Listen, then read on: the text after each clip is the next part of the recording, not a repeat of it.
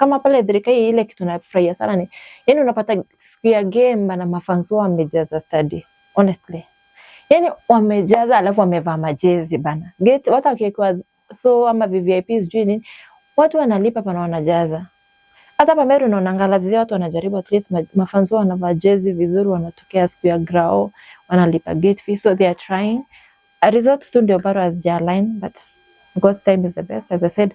Lakini let's put in some good let's make sure we have quality players kwa hizo league zenye zipo juu kidogo Div2 Div1 timu zenye ziko hapo can we invest in quality players.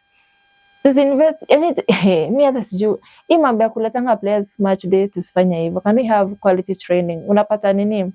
Maybe wachezaji waje train wote pamoja then match day unataka kuja wacheze itakuwa ngumu. Wewe unaweza win game moja lakini hauta win game 3 zikifuatana kama ikiwa na hiyo mchezo.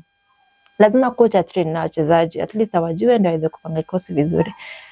Also management lazima tujipe challenge. Management pia wa make sure wana motivate players na pia mambo tu ziko sawa. Open communication with the players kuongea na wachezaji kwa motivate na kusikiza issues zenye zinawasumbua. Those small issues communication pia kidogo hizo vitu ndogo unaweza ignore but zinaweza changia kwa team kukua kama I perform vizuri. So we have a big task ahead team za Meru. Yes, team za Meru tuko na team moja Div1 Al-Azizia na iperform vizuri. So kazi kwetu lazima tumekisha team zetu tuko nazo manzetu na we have the right we have the right structures to make sure that tunapanda hapo juu. Kama ni players tupate quality players alafu wakuwe na camp ama mali at least unajua unaweza assess players mali wanakaa na kutokea match days. Yes, lazima assess players wako wapi, wamelalaje, wameamkaje. Hiyo unity pia ni muhimu going towards match days. And then of course najua pia support ya gava tunahitaji and then pia makampuni bana business people wherever you are kama uko hapo Tigania kama uko hapo Maua.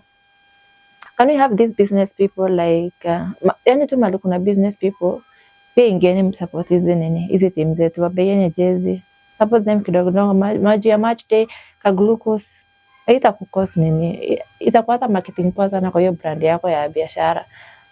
So it's little things that matter and I believe tukiwa united now sisi tuko hapa bana sisi tuko hapa kuwa hype. Okay,